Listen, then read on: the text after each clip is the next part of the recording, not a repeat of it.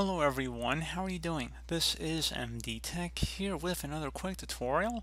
In today's tutorial, I'm going to show you guys how to resolve if one or more audio service is not running error on your computer, and that's the error you get when you're attempting to run the playing audio troubleshooting wizard, and that's what it says. So this should hopefully be a fairly straightforward tutorial, guys, and without further ado, let's go ahead and jump right into it. So first thing I'd recommend doing would be to open up the start menu, type in services. Best result should come back with services listed right above app. Go ahead and left click on that.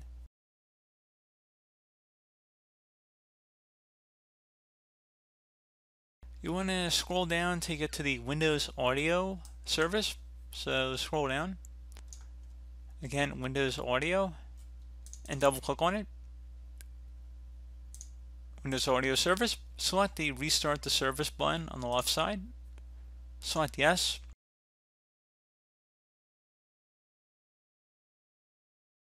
And do the same thing for the Windows Audio Endpoint Builder service. So you want to restart that one as well.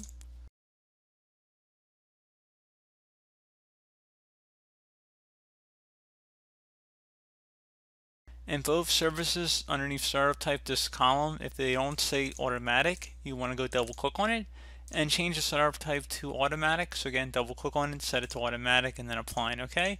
Again, if neither one of them have that underneath startup type, you want to go change it to that. So again, pretty straightforward. Close it here. Another thing we want to go do is open up the start menu and type in Device Manager. Best result should go back with Device Manager. Go ahead and left click on that.